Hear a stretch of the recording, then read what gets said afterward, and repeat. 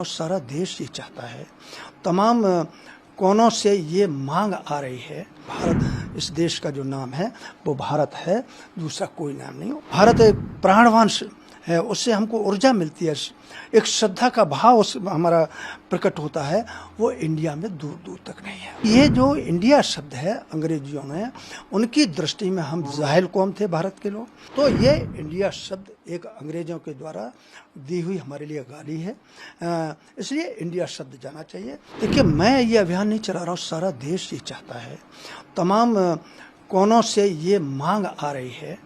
और हमारे सम्मानीय राष्ट्रीय स्वयंसेवक संघ के सरसंघ चालक जी ने भी भारत शब्द के लिए उन्होंने अपील किया है कि देश के लोगों को भारत शब्द बोलना चाहिए, दूसरा कोई शब्द नहीं बोलना चाहिए। भारत, इस देश का जो नाम है वो भारत है, दूसरा कोई नाम नहीं। और दूसरे, भारत में जो भारत शब्द में जो जज्बा है, जो भारत एक प्राणवान है, उससे हमको ऊर्जा मिलती है, एक श्रद्धा का भाव हमारा प्रकट होता है, वो इंडिया में दूर दूर तक नहीं है।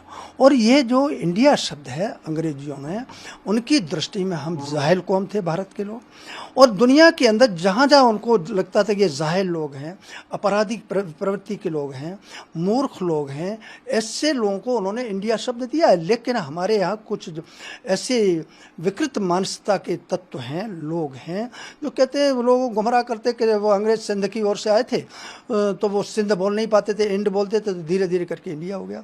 मैं उन मूर्ख लोगों से, पागल लोगों से, ये शब्द जानबूझ के मैं प्रयोग कर रहा हूँ, आप ध्यान रखिएगा, ये पूछना चाहता हूँ कि सिंध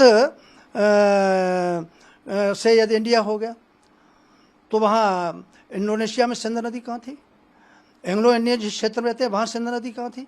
तमाम ऐसे देश हैं जिसके अंदर इंड शब्द लगा, वहाँ कहाँ थी? तो ये इंडिया शब्द एक अंग्रेजों के द्वारा दी हुई हमारे लिए गाली है, इसलिए इंडिया शब्द जाना चाहिए।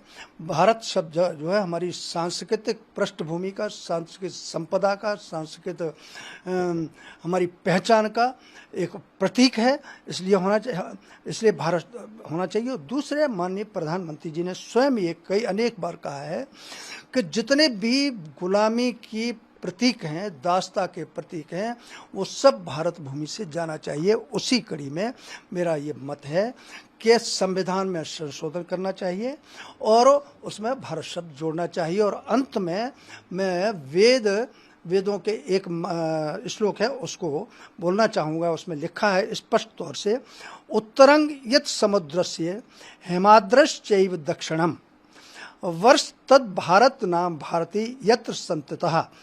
अर्थात समुद्र के उत्तर में हिमालय है और हिमालय के दक्षिण में जो भूमि है उसका नाम भारत है। यहाँ की प्रजा को भारतीय प्रजा कहते हैं। इसलिए हमारे वेद में, संस्कृत के साहित्य में, हिंदी के साहित्य में, तमिल के साहित्य में, असम के साहित्य में, सब जगह भारत नाम है, इसलिए इस देश का नाम भारत है।